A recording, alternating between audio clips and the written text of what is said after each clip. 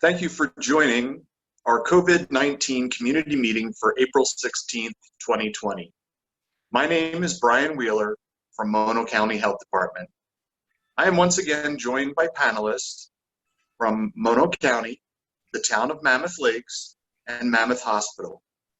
Tonight I am joined by panelists Chief Frank Frevold, Dan Holler, Dr. Thomas Boo, Dr. Craig Burrows, and CAO Bob Lawton. Why don't we begin with some quick opening statements from some of our speakers. Chief Frevold, are you available?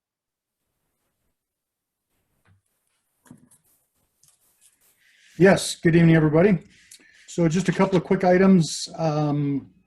We've had a lot of questions about personal protective gear, specifically masks and face coverings. So we want to let you know that Mammoth Mountain Community Foundation, along with Mammoth Resorts and Mammoth Hospital, are kind of leading the effort in the community to collect up these types of donations. They'll be reaching out to the community to make those types of contributions, even some stylish face mask coverings. We've been seeing some pretty inventive things for employees in the public, along with head and booty covers for healthcare providers.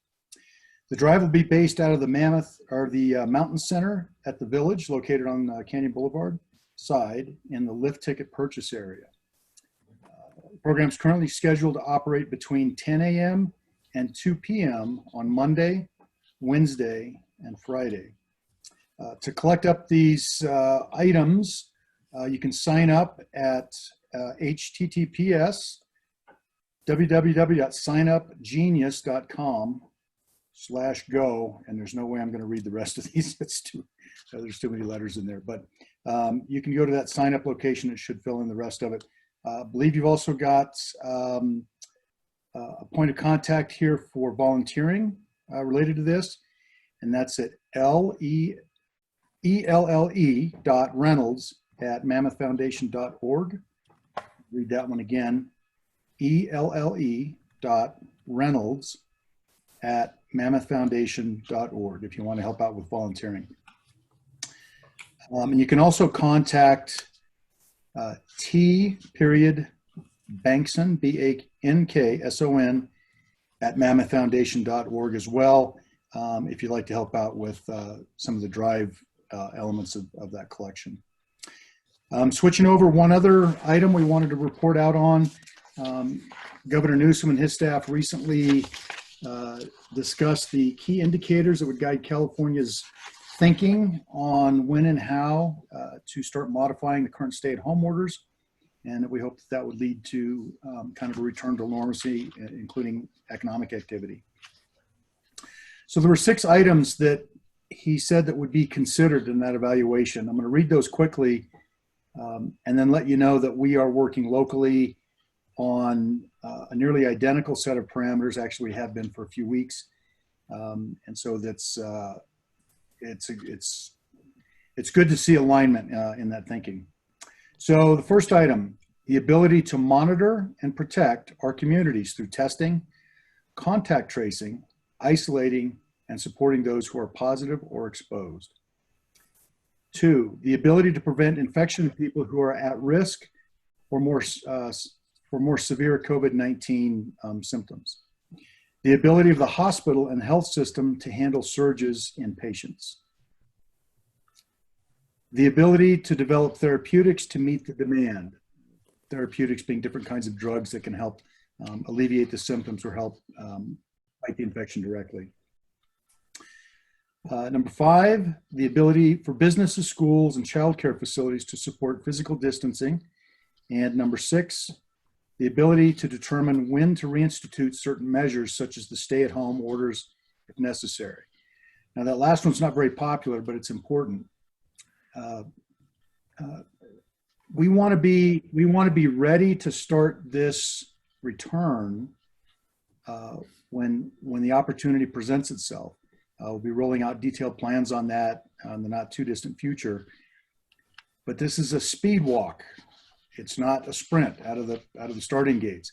We go too fast, we're going to disqualify ourselves and be right back in the situation that we're trying to get out of. So appreciate all your hard work out there and your patience.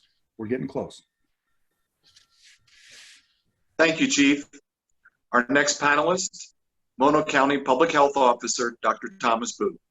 Dr. Boo? Hey, good evening, everyone. Thanks, Brian. Thanks, Chief. So things remain pretty quiet on the public health front. We have the occasional positive test. Nobody's been hospitalized for a few weeks now. Testing is available for people who are ill. And again, we encourage people to call the nurse hotline either by dialing 211 or by calling 760-924-1830 and picking the option of talking to a nurse for people who are sick. It's the hospital's testing capacity is quite good right now. So yeah, I mean, as Chief Freebald said, thinking a lot about the future and kind of living with COVID-19 and how we're going to control it and how our thinking and planning lines up with the states and the governor's thinking and planning, and we don't really have any insight into the governor's thinking in terms of timing, but we want to be ready when the governor says it's time to lift the stay-at-home order.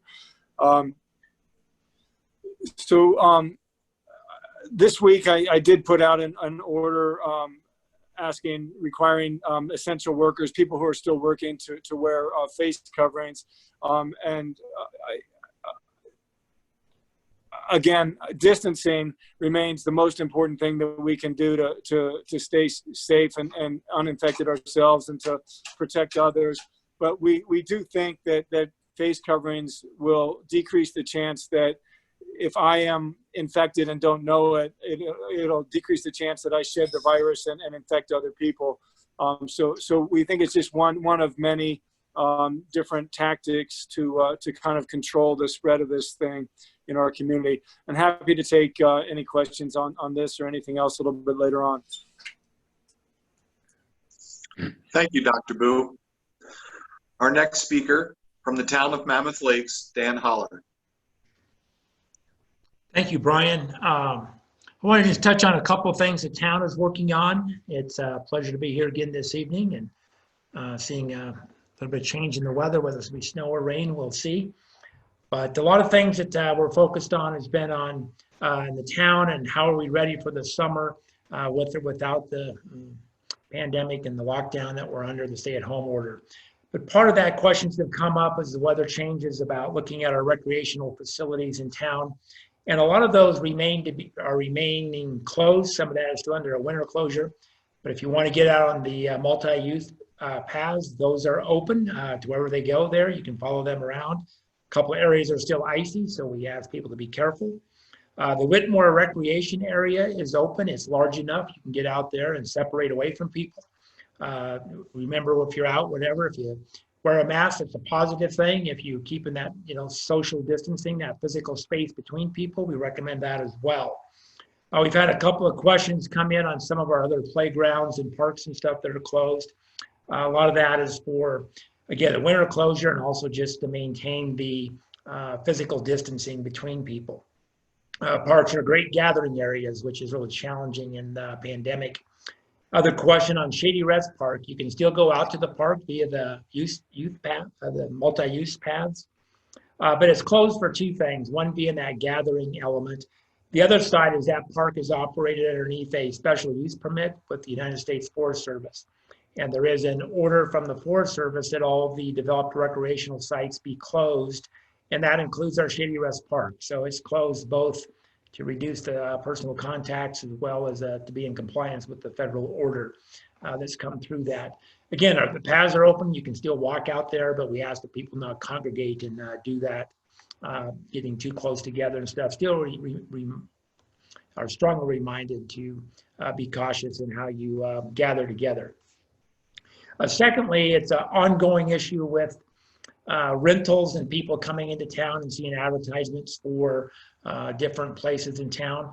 We've seen a dramatic drop in the number of advertisements for places to stay in town, especially April and May. We're pushing that to say, do not advertise, do not encourage people to violate the governor's order by traveling or by having people working who are not supposed to be at work through the end of May. You will see advertisements currently out past that. We don't know if those will be allowed at this point or not, depending on action by the governor. But that's been a big push to do that. We've seen a dramatic drop in the ads that are out there, and people are actually checking in. You can rent to essential workers coming into town, or if you want to help with a quarantine or isolation in some of those areas. We've set up space with Sierra Nevada Resort to do that. That also provides for anybody who may be homeless or imminently homeless. Will help people have a place to stay. We don't want people stuck on the streets or in their cars. So we're glad to help in those areas. But we still see some people coming up regardless, and they're not encouraged to do that.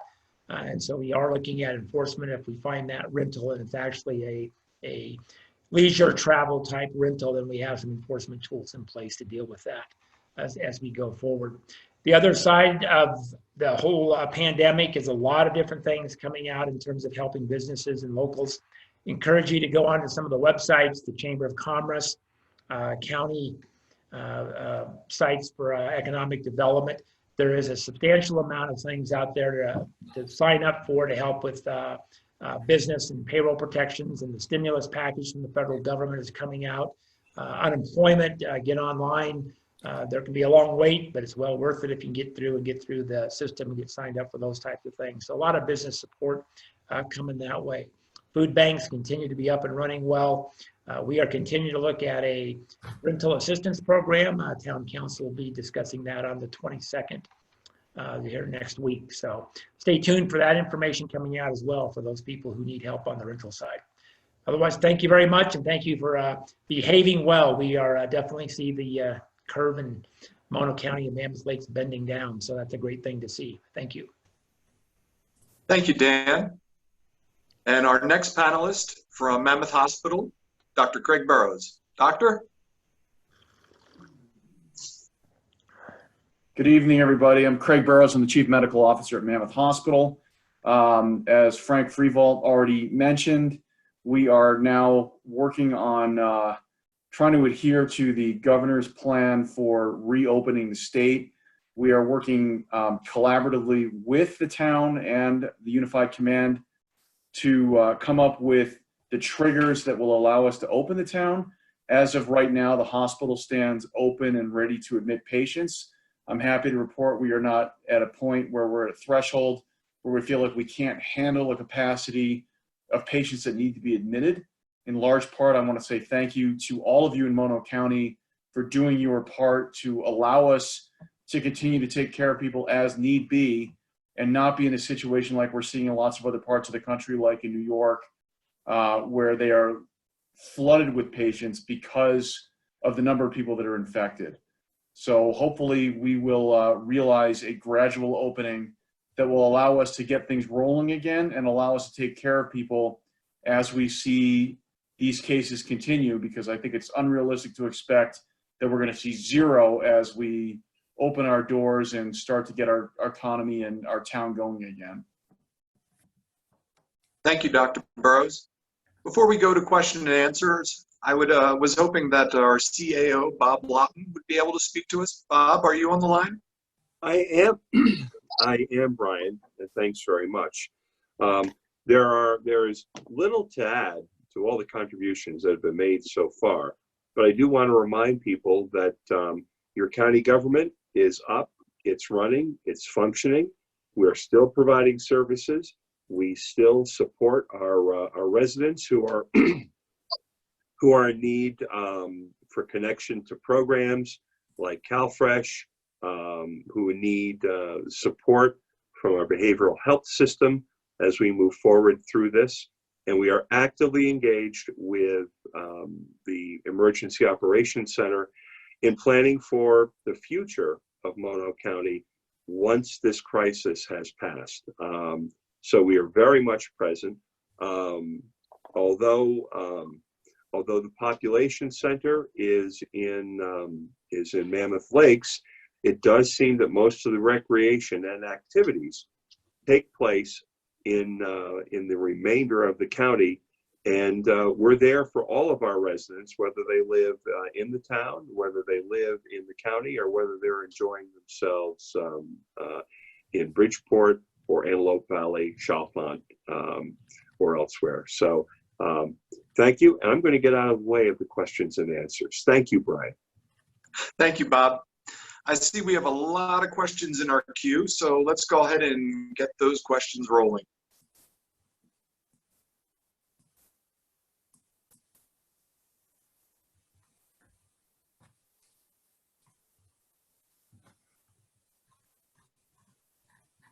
Can we have the first question, please? Yes. How many ventilators do we have? Elon Musk said he sent 10 to Mammoth Hospital. Previously stated we have 4. Dr. Burrows, do you want to take that one? Sure. Currently, we have 6 ventilators that we would be able to care for patients if they had what I would describe as full-on respiratory failure requiring life support measures. At this point in time, because of what the entire state has been doing with social distancing and respecting the governor's order, we are also able to transfer patients out of Mammoth if need be, if we exceed capacity or we feel like that patient would be better served at a higher level of care. Some of the level of care issues are quite honestly just the altitude that we're at. This is not a good place to get sick with a respiratory illness. It has very little to do with our capability or our knowledge to be able to care for people. It has, and a lot of times, much more to do with the reality that the air is just frankly thinner here than it is in other places. And giving people a higher level of oxygen to breathe allows them to hopefully avoid needing to be on a ventilator, and also the ability to recover faster if they do get that sick. Thank you, Dr. Burrows. Next question, please. Organizations that do not have to follow the HIPAA laws include most law enforcement agencies, many state and municipal offices, and most school districts. Why do you continue to hide the location of COVID cases from the public? We are not asking for any personal health information, just where in the county are the COVID cases. Is Stacy Simon on the line? Nope. No? Okay. Brian, can I Betsy, answer this from the law enforcement perspective? Go ahead. From the law enforcement perspective, we actually don't know who the positive cases are. We don't want to know. That's none of our business. And we are HIPAA protected as dispatch. We dispatch for medics and fire, and we are bound by HIPAA. So I don't know who the people are. I don't want to know who the people are. I think it's enough to know roughly where they're from. It would be, our community is too small to be putting that information out there. Even the tiniest detail in a community this small could clue you in as to who that person is, and that's not fair to that person. Thank you, Sheriff Braun. Next question, please. Why not make it mandatory for all persons moving about in town to wear a mask? Dr. Boo, would you like to take that question? Yeah, hi.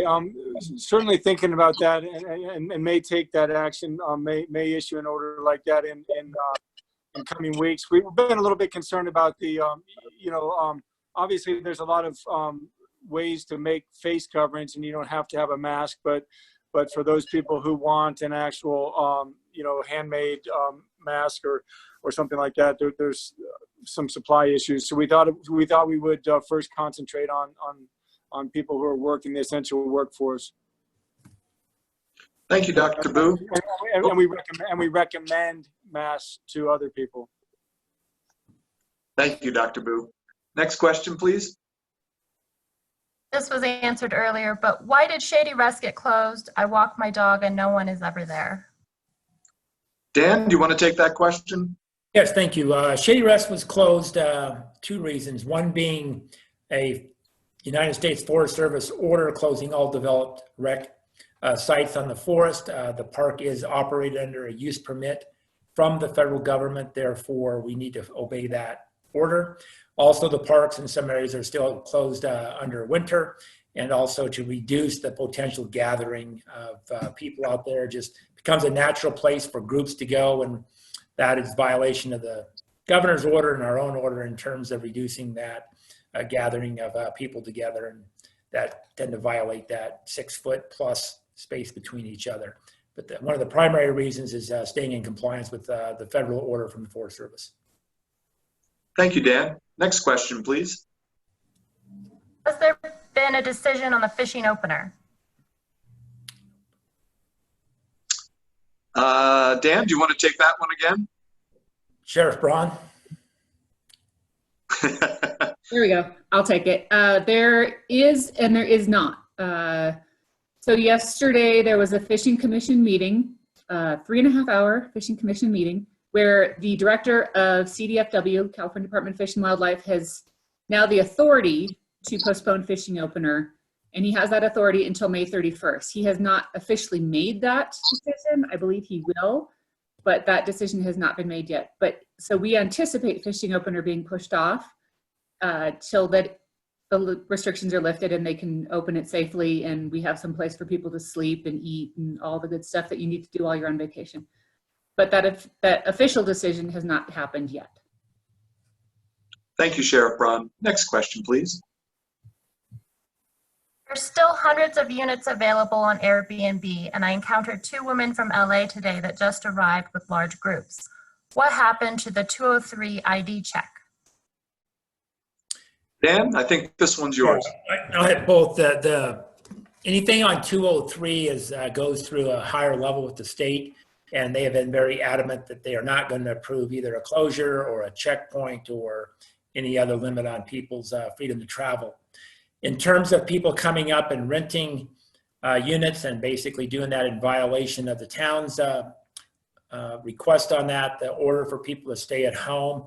If we know about it, you can let us know. We have a hotline that you can go into for the town or a website and report that. We will follow up with the owners and let them know that they're in violation of that, and they can be fined, and they also can lose their ability to do their short-term rental for up to 12 months. The caveat to that is to make sure that the people there, one, are not the actual owners of the unit and up here in their personal ownership, or that they're not an essential part of our workforce. So if they are somebody who is one of the construction crews in town, or there's some other elements that would have that, then they would be legal to be there. If you do know that and you want to call in and let us know, the phone number there would be 760-965-3670 or tot@townofmammoth.ca.gov. Thank you, Dan. Next question, please. Can you tell us of the 23 positive cases, how many are currently hospitalized and how many have recovered?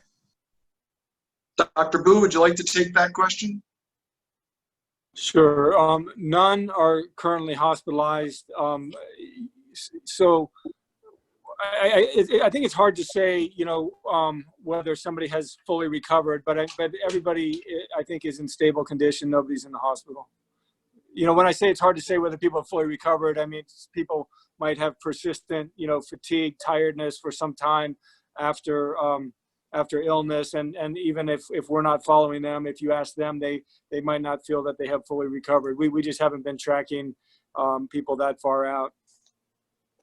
Thank you, Dr. Boo. Next question, please.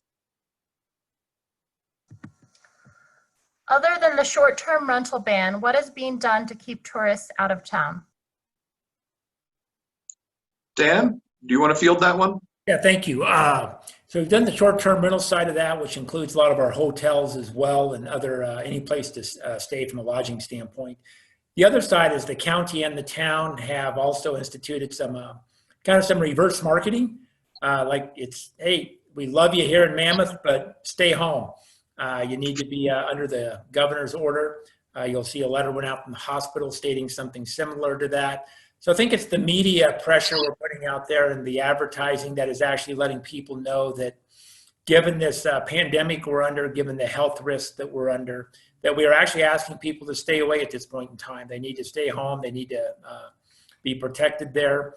The other side of that was really the closure of Mammoth Mountain and the non-advertising that they are doing as well in terms of not inviting people here. And so the natural draw that a lot of people would have coming to Mammoth does not exist now. And so pushing that out has deterred a lot of people from coming up. Yeah, Thank and you. this is Tom, and I could just add also the Forest Service and National Park Service closures like a Devil's Postpile and whatnot are further deterrents from visitor. Thank you, Dan. Thank you, Dr. Boo. Next question, please. Mono County receives a great amount of revenue through the TOT. What is your plan to help protect the businesses that are going to fail or potentially fail and thereby reduce your revenue? Dan, I believe that one's yours again.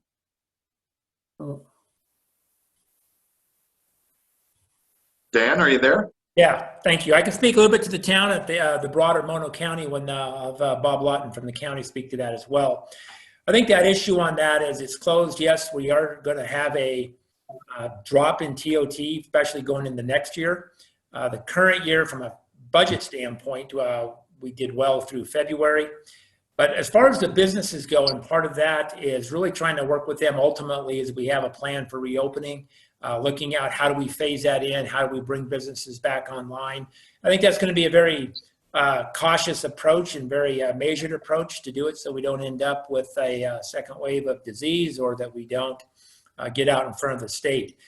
Some businesses, no doubt, are hurting, and they're hurting badly in a lot of areas. And so that's been one of these tough economic versus public health discussions that have gone on here, the state, and nationally, frankly. And I think our biggest support for our businesses ultimately is really pushing them to a lot of the federal aid and state aid that is available that can help them in terms of loans. It can be grants that they can help with continuing payrolls. There's a number of other programs they're doing. A lot of things, if you look at the Chamber of Commerce website or the county economic development websites and stuff, and even on the portal for the coronavirus on the county site, you'll see a lot of information there that businesses can take advantage of.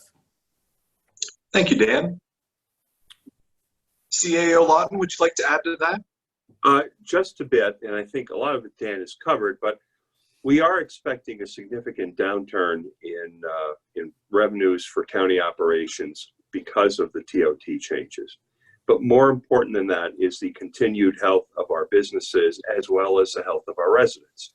The Economic Recovery Group within the Emergency Operations Center is as important to us as public health, as public safety, or as any other part of the crisis operations. And I think what we'll see in the relatively near future is a more concrete discussion of how we take those steps to reopen to business when that's appropriate, and what the signposts are, not by virtue of a calendar, but by our medical preparedness and our and the health of our residents. One other note, I want to make sure to get this in before we move off. We talked about other parts of the county.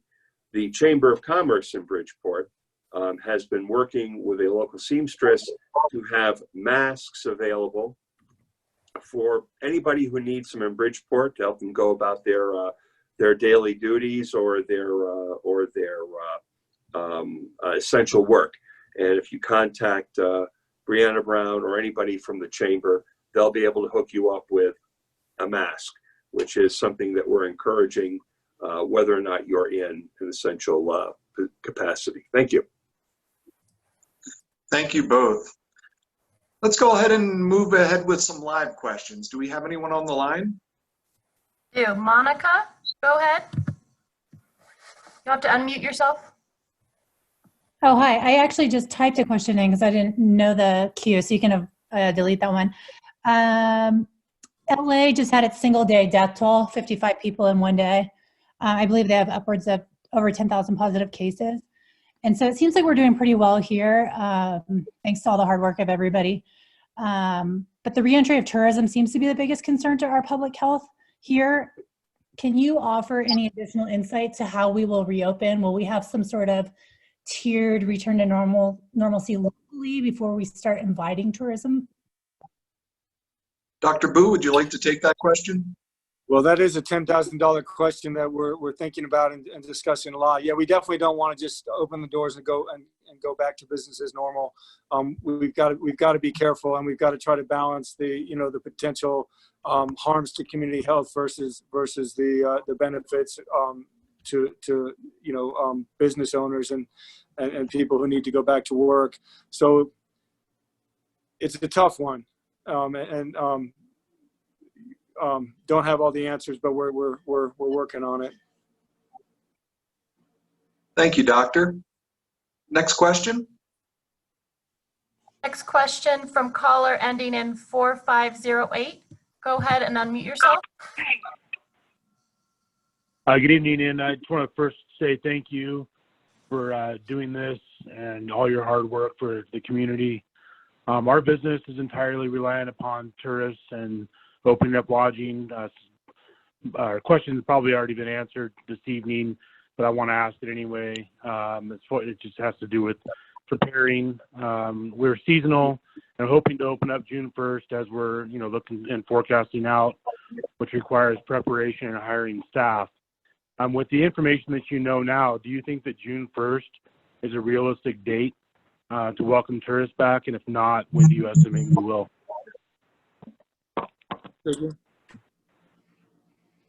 Brian? Dan, do you want to take a shot at that one, Dr. Boo? Sure. I think Monica's observation just a moment ago about how different and much worse the situation is in LA and other parts of the state have to factor in considerably to the governor's decision and then what action we would take after that. I have thought that probably June 1st would be realistic, but it's going to depend a lot on other parts of the state. Thank you, Dr. Boo. Next question, please. Next caller is Greg Vane. Go ahead and unmute yourself.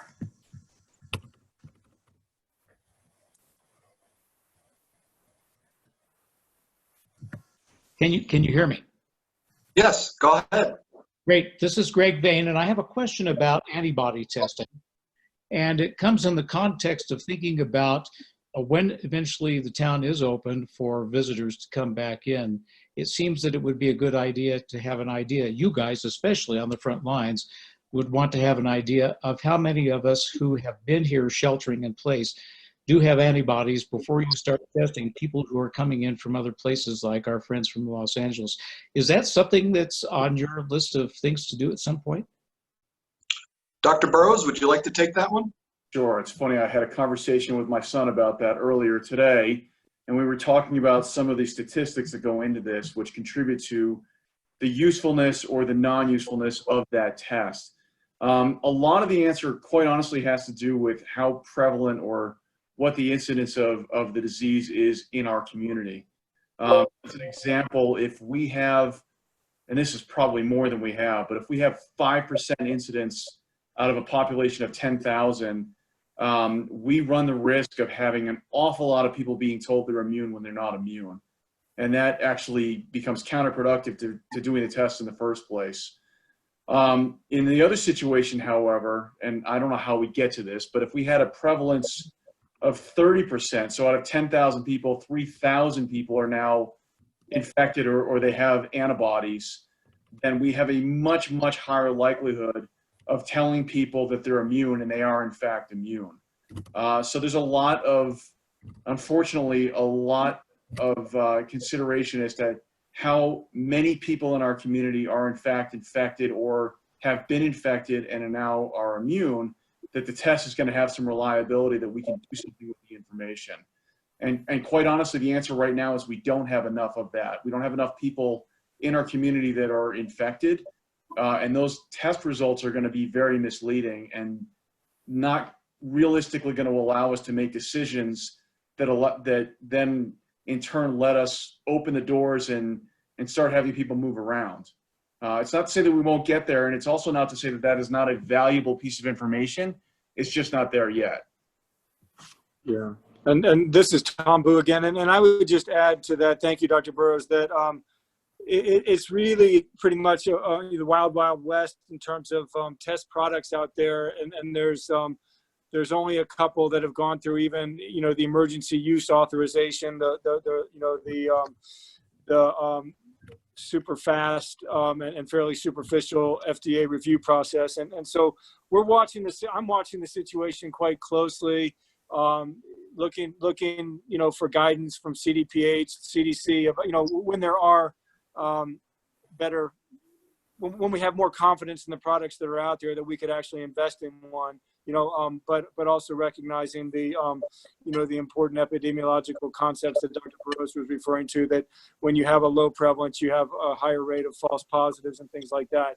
So I don't think the time is right yet to make a decision and invest in antibody testing, but it will be an important tool when we know more about it, how good the products are, et cetera. Yeah, one of the other considerations is the fact that coronavirus, which is the cause of our whole pandemic, is a pretty common virus. And I don't think that at this point we really know if the antibodies you're making are related to what would normally cause just a common cold, or are in fact the result of being infected with COVID-19, which is obviously the more serious infection, that is the one that we're concerned is going to put people in the hospital and or wind up to people dying from this. Thank you, doctors. Next question, please. Next caller is Pixel 4. Go ahead and unmute yourself.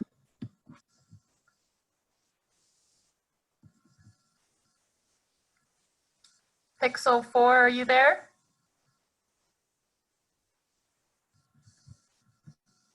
Okay, we'll move on to the next question.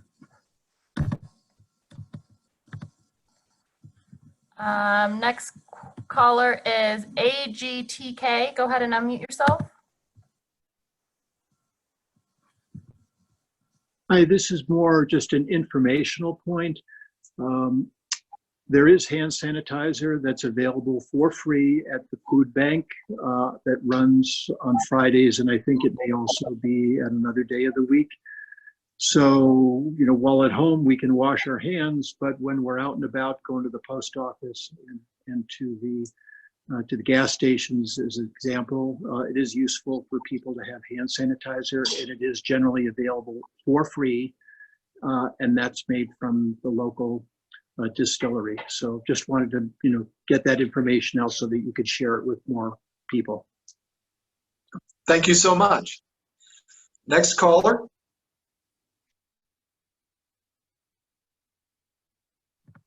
Next caller is Jenny. Jenny, go ahead and unmute yourself.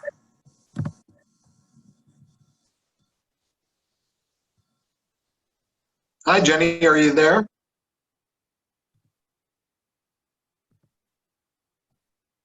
Maybe we lost Jenny.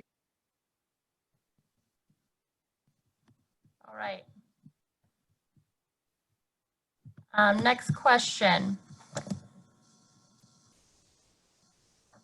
Is it possible to print out the remaining questions in the paper along with the answers? I'm sorry, can you repeat the question, please? Sorry. It seems not right that all the questions do not get answered just because we run out of time. Is it possible to print the remaining questions in the paper along with the answer? Let's see. The answer to that is yes, we can ultimately do that. I think our PIO has been taking a lot of the questions down and tracking a lot of the questions there. So something of that nature could be done. Whether or not we would run it all through the paper or not, but maybe that's something for our website to look at. But we have been tracking questions as they're asked and come in. I know the PIO group is taking those down. So we can look at a way to enhance our level of response to those in a responsible manner as we look to the future. Yeah. Thank you, Dan. Next question, please. Can the county reopen to issue marriage licenses? It may seem like a non-essential service, but if a partner loses a job, they could get access to their partners if they're married. Also, life changes like pregnancy can make this an essential need as well. Oh, let's see. That would be a county office. So, hey, Bob, are you able to address that question? I can't give a dispositive answer. I cannot give a conclusive answer. I appreciate the concern. I will discuss this with the clerk's office and find out the best way for us to respond to ensure that this truly essential public service will continue to be provided. And it may be a matter of not necessarily appearing in person for a ceremony, but filing a document and attesting to that union. And we will have that answer up on the county website, hopefully as early as tomorrow. So and on the county clerk's page. So I appreciate that being brought up. That was an unforeseen effect. Thank you, Bob. Next question, please. Permits/town permits for locals. It might be easier to keep out violators. Is that possible? Dan, you want to take that question? What was the first part of that again? Parking permits/town permits for locals. No. I mean, again, it's back to that restrictive traveling element. If we were to issue out permits, like in your car, assuming what you're thinking about, and if we only do that and we restrict it to locals only, what we've been advised is actually that is the same as quarantining people out of the town, which legally we cannot do.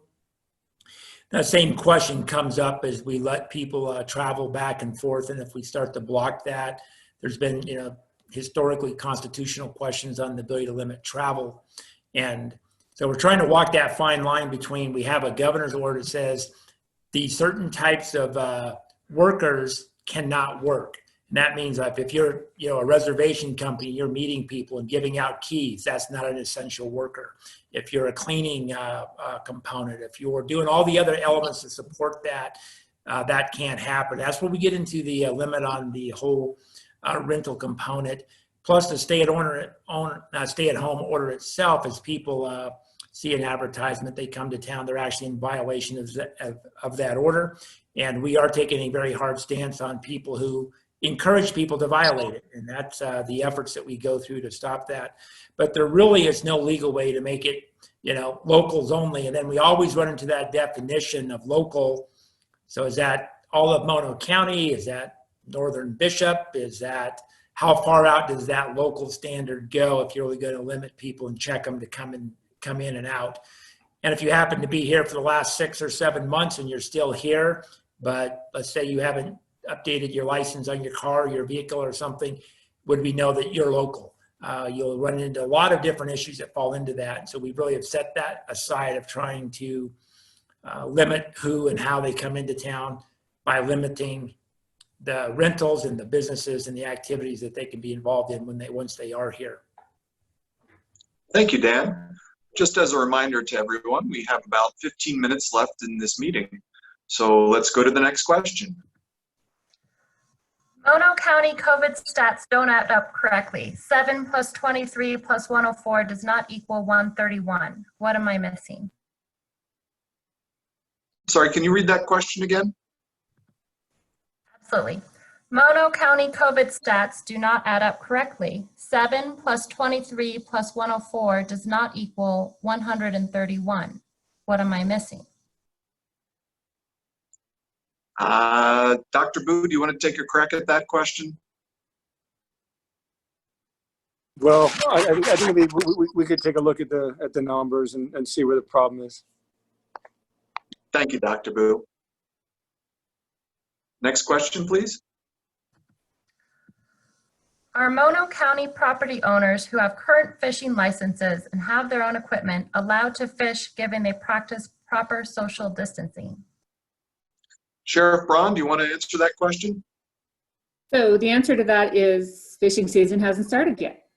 But should it be pushed off? Should the opener be pushed off? It is pushed off for everybody. There is not going to be a local exemption for fishing season. It would be really hard for us to enforce and go out on the lakes and figure out who is local and who isn't local. So if fishing season opener is postponed, it is postponed for everybody. Thank you, Sheriff. Next question, please. Why can't the stores have one of their employees stationed to enforce the wearing of masks? Dan, do you want to take that question? Yeah, I'd say they can. We're just not requiring them to.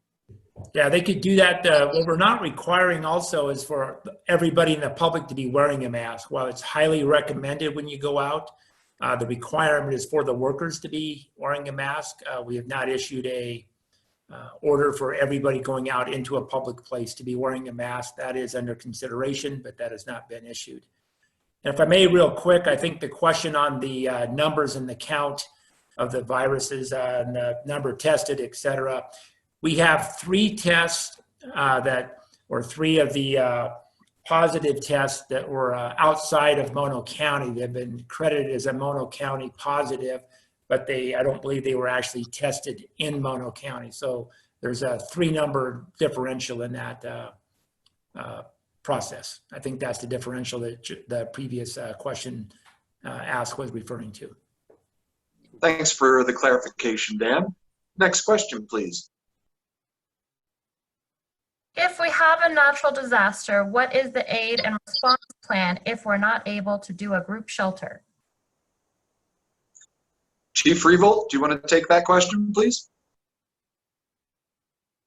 I think I understand the question to be, if we have a natural disaster and it assumes that we need to do sheltering for people, how would we do that? I'm going to take that to be the question. Essentially, we would apply the same practices that we're requiring now in terms of, we would have obviously ample masks. If we had to put people in shelters, we'd look at what the situation was in terms of what's the higher risk to the people, having them exposed to the elements based on the type of incident it was, or the possibility of putting them in tighter quarters than we could do otherwise based on limited shelter. The other thing is, we do have large open spaces that are currently unused that we have set up as alternate care sites. And so we can pull people into, we've spoken with the school district as far as the hospital and the middle school. The elementary school is starting to go through some construction.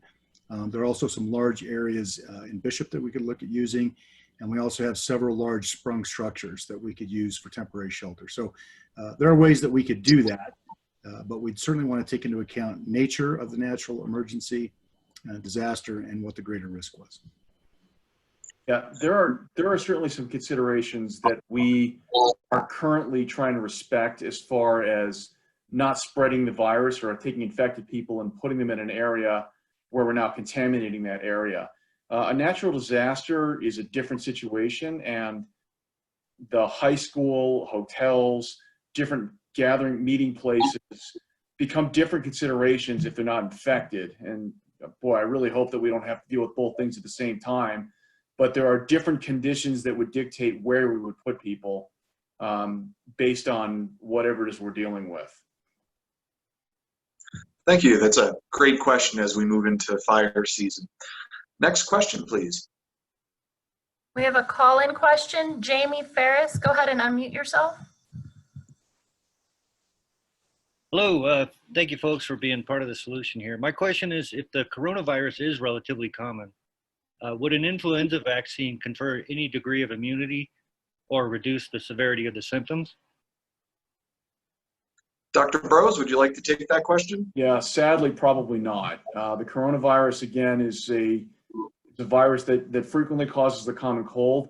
The strain of the coronavirus that's leading to this pandemic is unfortunately different enough from those other coronaviruses, but that's what's making people really sick. And at least right now, it doesn't seem like there's a major crossover between influenza and coronavirus. As far as if you get a vaccine for influenza, it protects you from coronavirus. I would love that to be true, but it just doesn't appear to be the case. I agree with Dr. Burrows. Tom Boo again here. There's a small percentage of people, not very many, who are unlucky enough to get two viruses at once, and so it would reduce the chance of that happening. I mean, I think that's under 2% of reported COVID cases may also have influenza or another virus, and it would decrease the already fairly small chance of that happening. Thank you, doctors. Next question, please. Next question is also a call-in. Brian, go ahead and talk. Unmute yourself. Brian, are you there?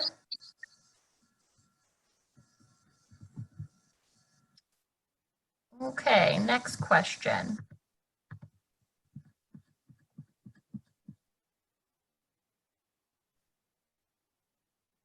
Based on the very important data, can we reopen the community, understanding that immune compromise should also be taking personal responsibility? Dr. Boo, would you like to field that question? Yeah, Lauren, would you repeat the question? Based on the very important data, can we reopen the community, understanding that the immune compromised should also be taking personal responsibility? Yeah, I mean, I think that's a complex question and not a simple answer. For an initial response is that we can't do much of anything to reopen the community until the state allows us to. But yeah, we want to figure out how to kind of carefully reopen the community, allow as much business, economic, work activity as possible, while very much continuing to support people who are immune compromised or more vulnerable due to age or something like that, who want to protect themselves. We want to continue to help them stay home, provide them food if necessary, all those things. But yeah, I mean, I don't think we can shift all the responsibility to the people who are vulnerable. I think it has to be kind of a balanced approach. Thank you, doctor. We are all a community. Next question, please. Are you guys keeping track of the people that call the hospital with symptoms and you tell them to stay home without testing? Dr. Burrows? Yeah, the answer is yes, we are keeping track of patients, both that call with symptoms that aren't being tested or being seen either in our emergency room or in our clinics. And the town is likewise keeping track of that. We have a combined effort right now to try to reach out to people. So if they have questions, if like for example, they're not feeling well, they're concerned they might be sick, but they don't want to go out, they don't want to be seen, they don't want to be tested necessarily. The town is following up with them and making sure that they're doing okay. Likewise, if they show up in our emergency room, if they have a clinic appointment, and we're now following them, we also have a program in place where they're going to be contacted. We have a number of different channels, both between a nursing call and an app you can put on your phone or on your computer, to try and establish that you're doing okay, you're not getting worse, and that we don't need to be concerned that you are going untreated. And thanks, Dr. Burrows, and Dr. Boo again here. And I just want to emphasize that the message, the approach has shifted.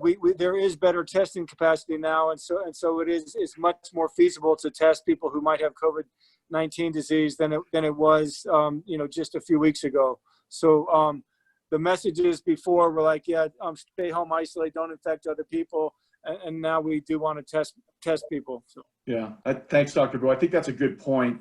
Our ability to test has become more widespread than it was a few weeks ago, and I'm going to keep emphasizing this for everyone that's listening. This is an ever-changing process. So the rules that we made 2 weeks ago may be completely wrong now. And certainly the idea about testing, a lot of those decisions were made based on the fact that we just didn't think we had enough tests to test as many people as we were concerned about. and it wasn't necessarily going to impact how we were going to manage that person. For example, person that has new fever, new cough, we were going to tell, and we're still going to tell, you need to isolate yourself at home. You need to stay home. Don't go out. Don't expose other people. And we're going to follow up and check with you. And even then, the answer was going to be, you should assume this is what you have. Now that we have more testing and we have in-house testing and we're able to be a little more liberal about who we're going to test, now we actually, and this is related to the antibody issue, we want to be able to test people because we want to know that our prevalence in our community is higher, so that antibody test will have more meaning, because now we have a bigger chunk of the population that actually has positive tests for the virus. Thank you, doctors. Looking at the clock again, we have about 4 minutes left. I think we have time for one more question.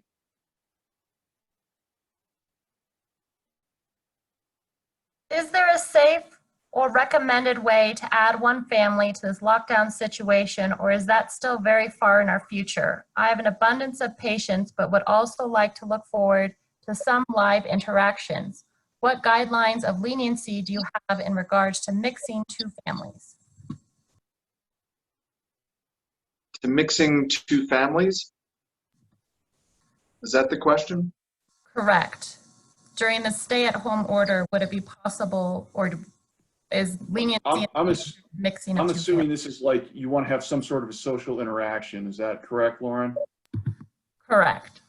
So this is hard, and I understand this is hard for everybody, but I think still in the context of social distancing, you know, you need to be mindful of the idea that at least 6 feet apart from everybody, you're wearing a mask. You have to remember that when you are coming in contact with other people, and this can be your own family, whoever you came in contact with during the day, you are now introducing it into that element as well. So it may not be just your family of 4 that you're dealing with.